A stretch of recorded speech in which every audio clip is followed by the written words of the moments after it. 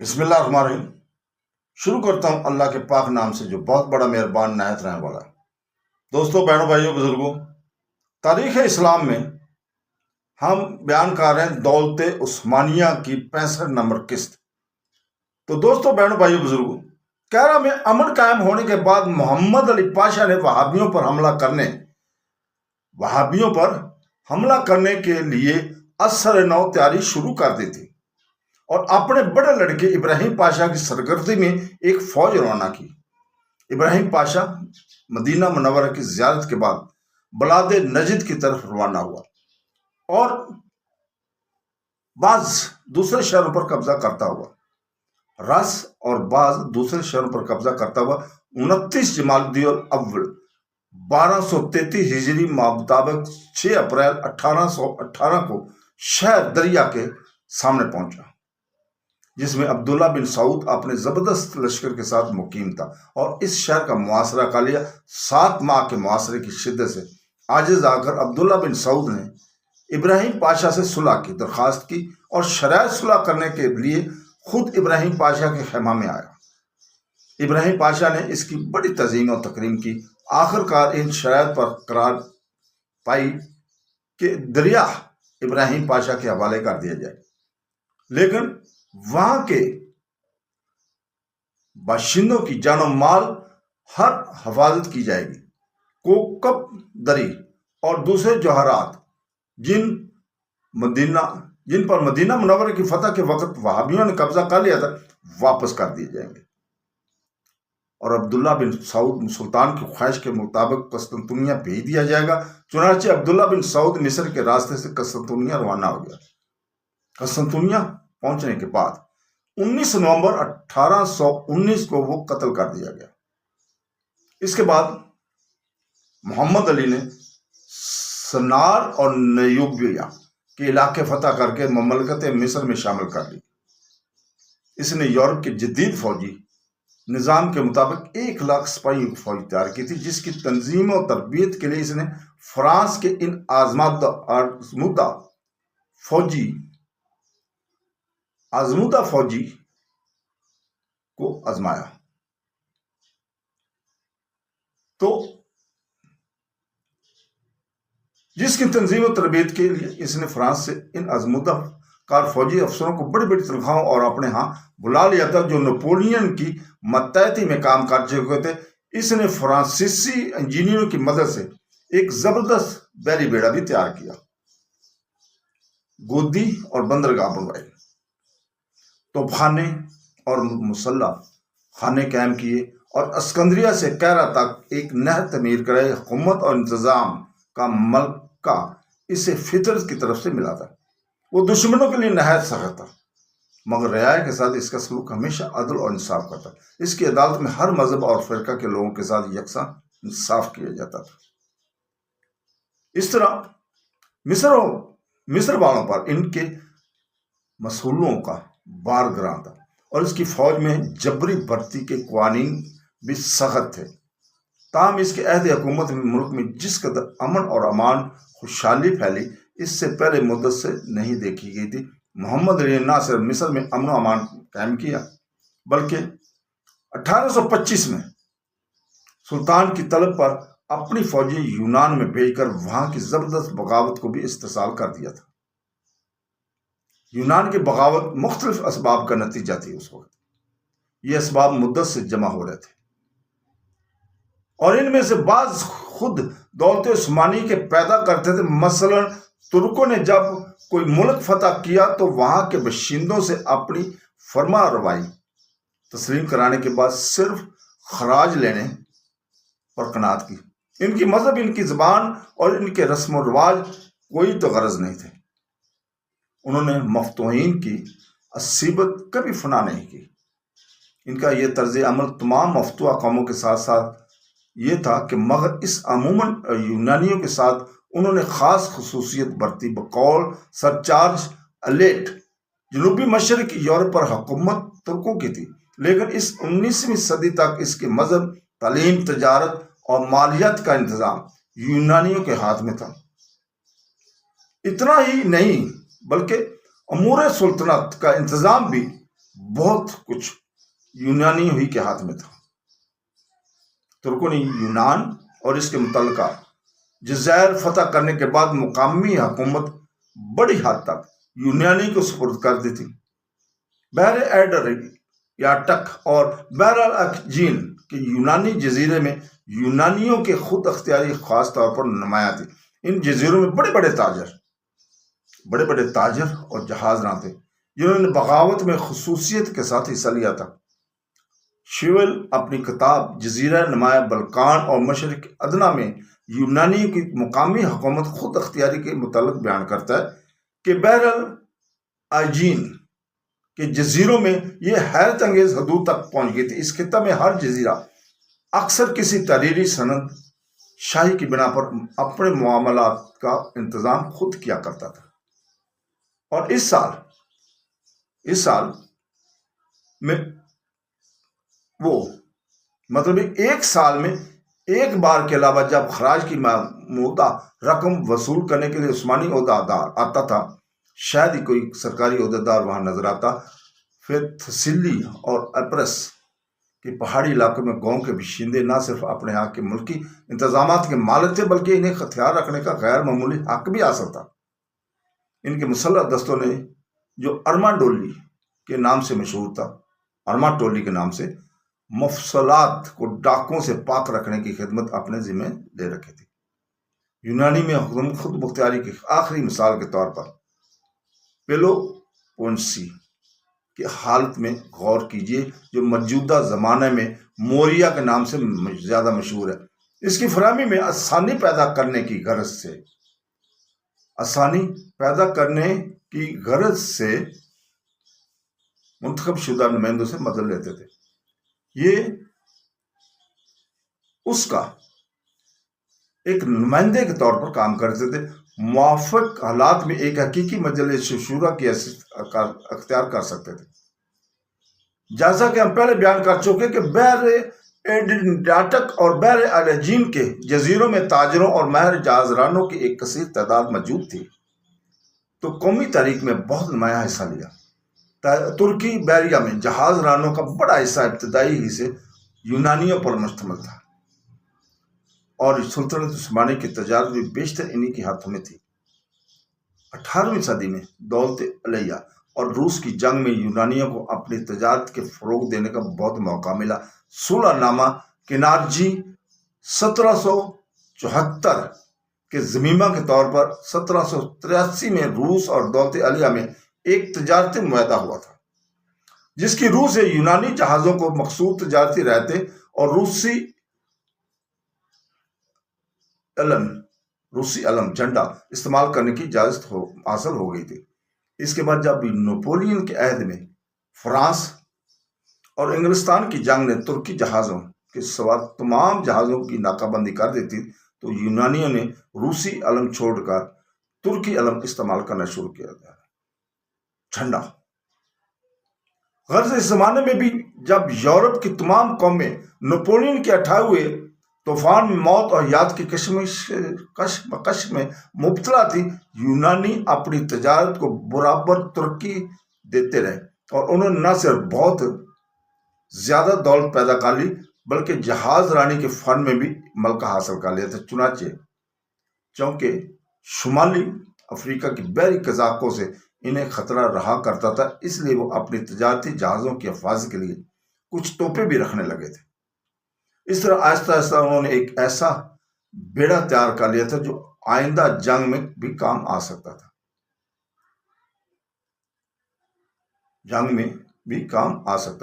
بحری قوت کے علاوہ یونانیوں میں بڑی طاقت بھی ایک حد تک پیدا ہو گئی تھی۔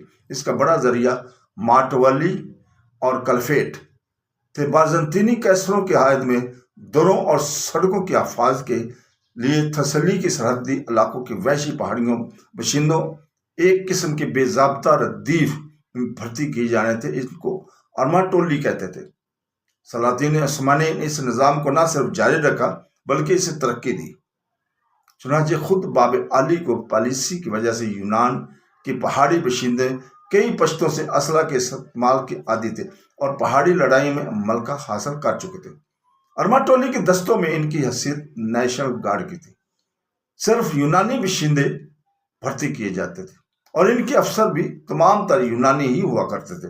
ابتدا ان کو کالفیٹ یعنی پہاڑی ڈاکوں سے ملک کی حفاظت کے لیے اختیار رکھنے کی اجازت دی اور اکثر ڈاکوؤں ہوئی کے گروہ سے وہ بھرتی بھی کیے جاتے تھے۔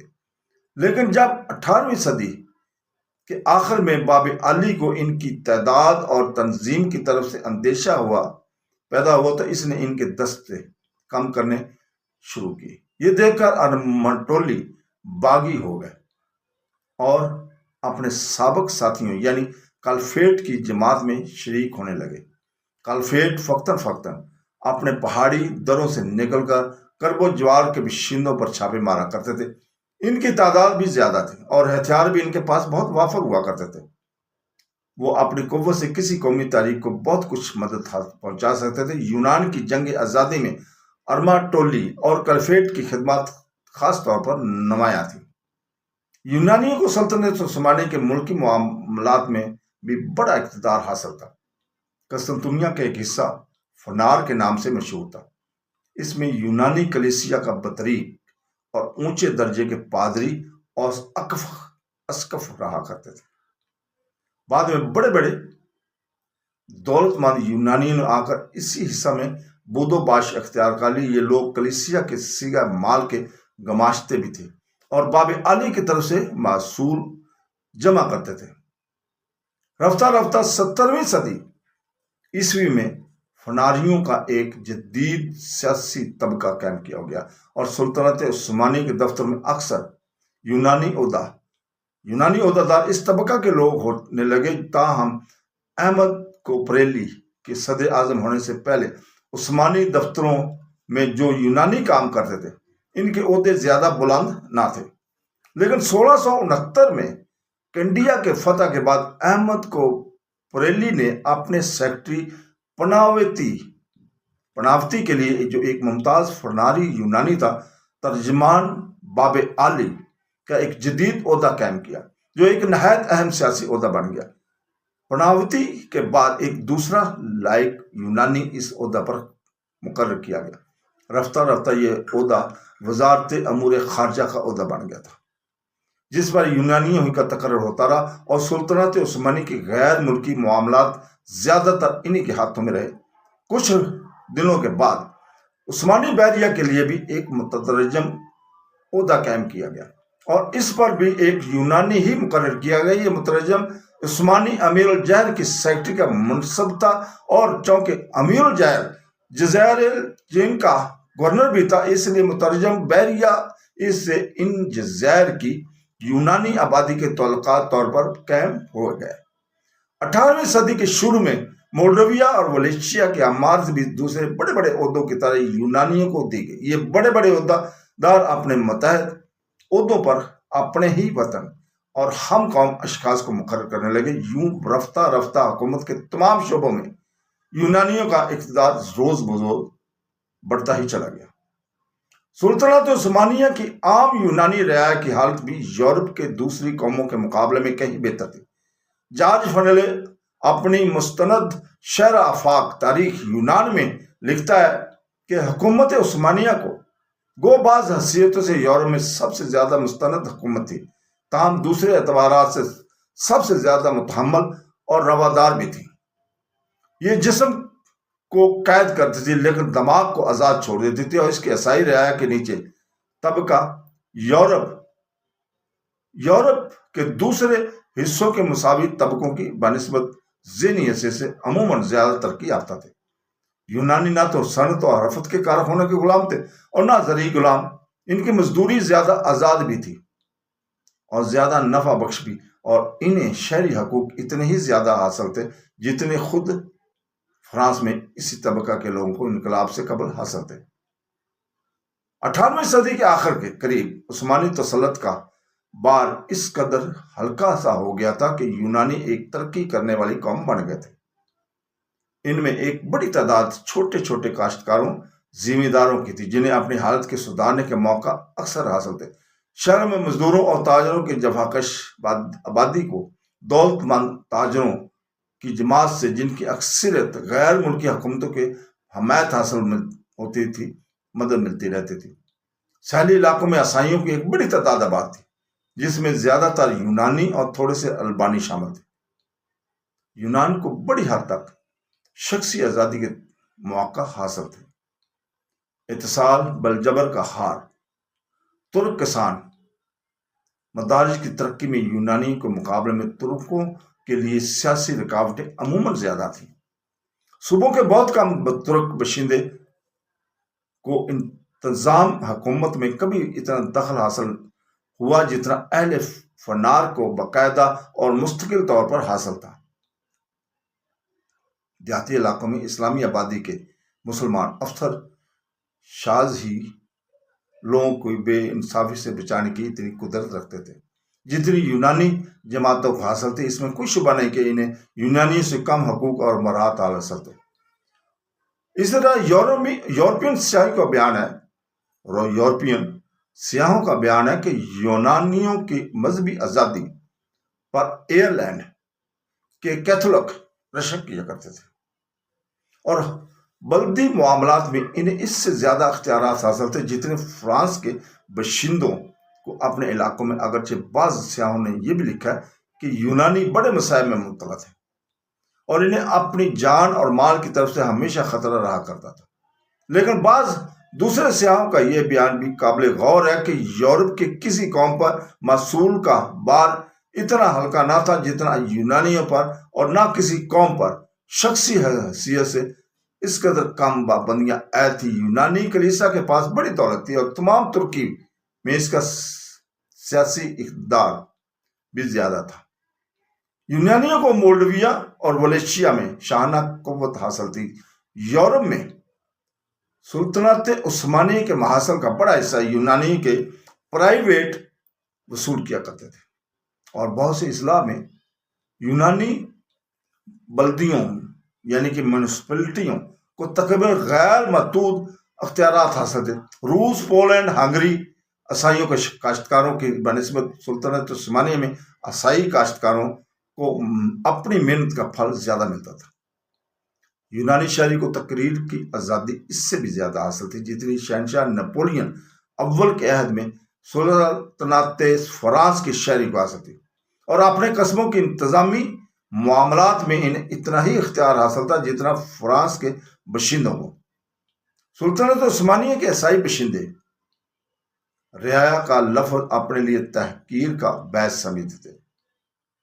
دولت علیہ کے تمام عیسائی مورخوں نے بھی غلطی سے اس کو ایک تحقیری لقب خیال کیا ہے۔ بہرحال ترکوں نے یونانی کے ساتھ یہاں تک رواداری برتی تھی کہ انہیں رعایا کے بجائے معاون کہتے تھے۔ فرانسیسی مورخ درازوں کیریئر لکھتا ہے کہ انہوں نے ترکوں نے یونانیوں کا یہاں تک لحاظ رکھا تھا کہ انہیں رعایا کی تحقیری نام کی بجائے معاون کا لقب دیا جائے۔ تعلیم میں بھی یونانی یورپ کی کسی قوم سے پیچھے نہ تھے، بلکہ ان میں پڑھے لکھے آدمیوں کا تناسب غالباً یورپ کے دوسری عیسائی قوموں سے زیادہ تھا۔ سلطان سلیم ثالث کے عہد سے یونانیوں میں تعلیم بہت ترقی کر گئی تھی، اور تعلیم ہی ان کی آزادی کا پیش خیمہ بھی ہوئی ثابت ہوئی تھی۔ ان کی مدارس سلطنت کے حصہ میں قائم ہو گئے تھے۔ علاوہ ازیں دولت مند اشخاص اپنے لڑکوں کو یورپ کی یونیورسٹیوں میں بھی تعلیم حاصل کرنے کے لیے بھیجتے تھے، جہاں وہ قومی آزادی کے خیالات سے متاثر ہوتے تھے اور واپس ہونے کے بعد اپنے وطن میں ان خیالات کا اشاعت کرتے تھے۔ ہر یونانی جو لکھ پڑھ سکتا تھا وہ قدیم یونانی لٹریچر سے بھی کچھ نہ کچھ واقفیت ضرور رکھتا تھا۔ اس زمانے میں قدیم یونان کی عظمت کی یاد محکومی کے دور میں بھی اس کے سینہ کو گرم رکھتی تھی۔ ایک شاعر اور ایک ادیب کی کوشش سے آزادی کی لہر پوری قوم میں دوڑ گئی۔ ریگارڈ کی قومی نظموں نے اہل یونان کے جذبہ حریت کو مشتعل کر دیا۔ وہ ایک خفیہ سیاسی انجمن کا بانی بھی تھا اور ریاستہائے بلقان کے مختلف سیاسی انجمنوں سے خفیہ تعلقات رکھتا تھا۔ اپنی سازشوں کی بنا پر सन 1798 میں وہ گرفتار کر کے قتل کر دیا گیا تھا۔ کوریز کی خدمات ریکارڈ سے زیادہ وسیع اور پائیدار تھی۔ اس نے سیاسی کتابیں بھی لکھی، لیکن اس کا اہم کارنامہ وہ مقدمات ہیں جو اس نے یونانی ادبیات عالیہ کلاسیکس پر سلیس اور فصیح زبان میں لکھے ہیں۔ ان مقدمات میں اس نے سیاسی پروپیگنڈے کا بھی کام لیا ہے اور اس طرح یونان پرستی کی تحریک کو مدد پہنچائی، ساتھ ہی ساتھ لسانی اصلاح کی تحریک بھی شروع کی، جسے یونانی زبان کی نشات ثانیہ کہہ سکتے تھے۔ موجودہ یونانی زبان اسی کی کوششوں کی مرہون محنت ہے جو ابھی بولی جاتی ہے وہاں پہ۔ ایلسن فیلپس وہ لکھتا ہے کہ مرات خصوصی سے پہلے بھی سلطان کی عیسائی رعایا اپنی مذہبی ارکان کے ادا کرنے، دولت جمع کرنے اور جس طرح چاہے تعلیم حاصل کرنے میں بالکل آزاد ہوتے تھے۔ عیسائی کلیسیان حکومت کے اونچے درجے کی ترقی کر سکتا تھا۔ ترجمان باب عالی یا کسی صوبے کا گورنر ہو سکتا تھا۔ عثمانی حکومت میں کسانوں کا درجہ 18ویں صدی میں یورپ کے اکثر حصوں سے کہیں بہتر تھا۔ زرعی غلامی جو تمام عیسائی یورپوں میں تقریباً عالمگیر تھی، ترکی میں مقصود ہو چکی تھی اور ترکی مملکت کے حصوں میں کاشتکاروں کی ایسی خوشحالی تھی کہ اس سے بعض ان قوموں کے کسان جو زیادہ مہذب سمجھی جاتی تھی واقف بھی نہ تھے۔ اب جو ہم حالات کی موجودگی میں یونانیوں کا علم بغاوت بلند کرنا توجب سے خالی نہیں تھا، لیکن واقعہ یہ ہے کہ یونانیوں کو جو مراحت سلطنت عثمانیہ میں حاصل تھی وہیں ان کی حوصلہ افزائی کا سبب بن گئی۔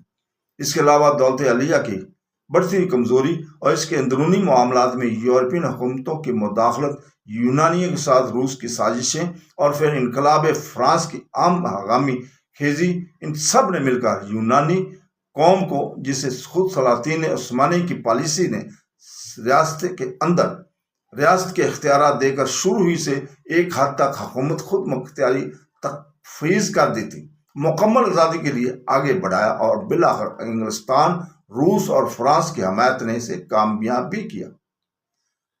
یونان کی تاریخ آزادی پر انقلاب فرانس کا بہت زیادہ اثر ہے۔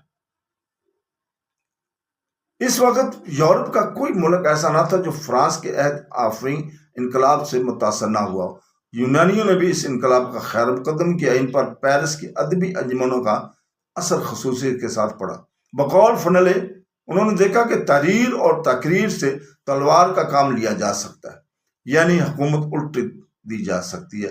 یونانی چونکہ تحریر اور تقریر میں ہمیشہ سے ماہر نہ رہے ہیں، اس لیے انہوں نے سلطنت عثمانیہ کا تخت الٹ دینے کی غرض سے ادبی مجلسیں اور خفیہ انجمنیں قائم کرنی شروع کر دی تھی۔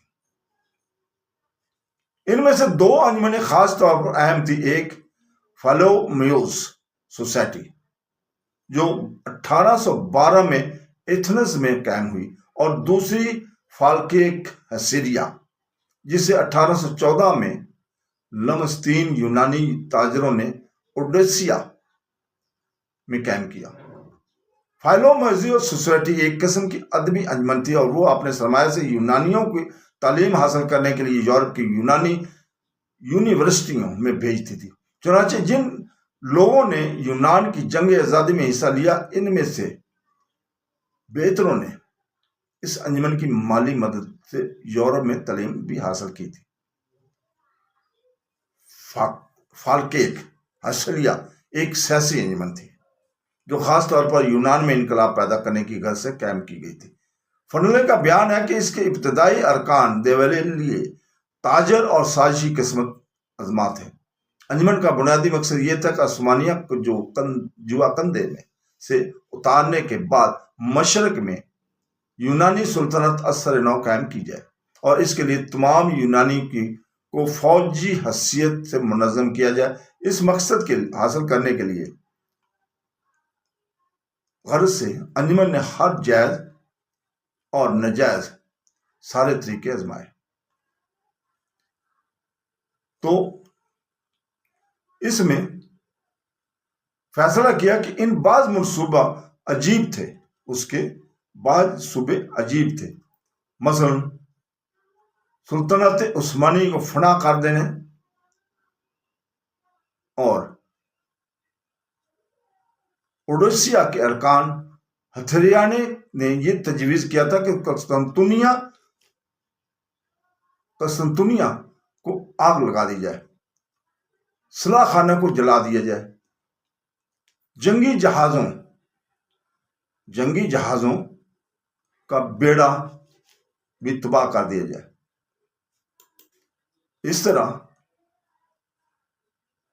سلطان اور اس کے وزیروں کو قتل کر دیا جائے، اور قسطنطنیہ کی پوری مسلمان آبادی تحقیق کر دی جائے۔ فنلے ان منصوبوں پر تبصرہ کرتے ہوئے لکھتا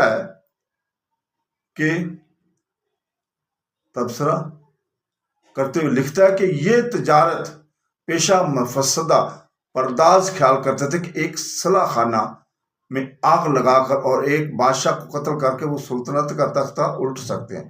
انہوں نے اس امکان کا نظر انداز کر دیا تھا کہ اس سے کروڑوں جنگجو مسلمانوں کی آتش غضب بجا طور پر بھڑک اٹھتی اور وہ خونی انتقام کے جوش میں ترکی کی حکومت کو بچانے کے لیے قسطنطنیہ کی طرف دوڑ پڑتے،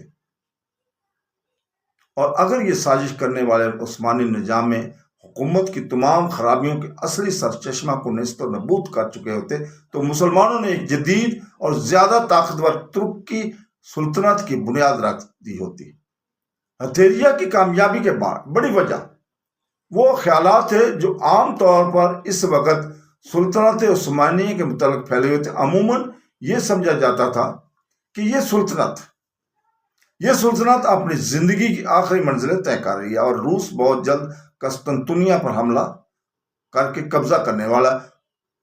ہتھیلیا اس زمانے میں قائم ہوئی جب یہ خیالات یونانی میں کثرت سے پھیلے ہوئے تھے، چنانچہ اس کے ممبروں کی تعداد تیزی کے ساتھ بڑھتی گئی اور تھوڑے ہی دنوں میں ہزاروں تک پہنچ گئی، اور بہت سے دولت مند اور ذی العشر یونانی اس میں شامل ہو گئے تھے۔ روس کے بہت سے فوجی افسر بھی اس کے ممبر ہو گئے تھے۔ اس کی شرکت کی وجہ سے عوام یہ سمجھتے تھے کہ آئندہ جنگ آزادی میں روس یونان کی مدد کرے گا۔ اسی بنا پر لوگ بصیرت انجمن کے ممبر بنتے گئے۔ میرٹ کا بیان ہے کہ 1820 تک اس کے ممبروں کا شمار 2 لاکھ تک پہنچ گیا تھا۔ ہر طبقہ کے لوگ اس میں داخل ہوتے تھے، دلی خلوص اور جانثاری کے ساتھ یونان کی آزادی کے لیے اپنے آپ کو وقف کر دینا رکنیت کی ایک لازمی شرط تھی۔ جو لوگ انجمن میں داخل ہوتے تھے ان کو یہ حلف دیا جاتا تھا اپنے مذہب اور وطن کے لیے جنگ کرو، اپنے مذہب اور قوم اور اپنے ملک کے دشمنوں سے نفرت کرو، انہیں ستاؤ، انہیں بالکل نیست و نابود کر دو۔ اس انجمن کا ایک اہم قانون یہ تھا کہ ہر ممبر کو اپنے لیے اسلحہ اور گولہ بارود فراہم کرنا پڑتا تھا۔ انجمن کے ایجنٹ، جن کو مبلغ یا دائی کہتے تھے، سلطنت عثمانی کے ہر حصہ میں یونانی کلیسیا کے پیروں کے پاس بھیجے جاتے تھے تاکہ ترکوں کے خلاف نفرت اور روس کے ساتھ عقیدت کے جذبات پھیلائیں۔ ہتھیلیا کی شاخیں، اس کے نمائندے سلطنت عثمانیہ کے ہر یورپین صوبہ میں، ایشیائی کے کوچے کے تمام بڑے بڑے شہروں میں اور ہر غیر مسلم میں جہاں یونانی کی کوئی تعداد آبادی تھی پھیلے ہوئے تھے۔ تو دوستو ہم اسی جگہ پہ رکتے ہیں۔ کل انشاءاللہ تعالی ہم اگلی قسط جو ہے 66 نمبر سلطنت عثمانیہ کی، اس میں ہم بیان کریں گے روس کی سازشوں کو۔ تو کل تک کے لیے ہمیں آپ اجازت ہے، کل اسی وقت آپ کے سامنے پھر حاضر ہوں گے اپنی اگلی قسط لے کر۔ اللہ حافظ۔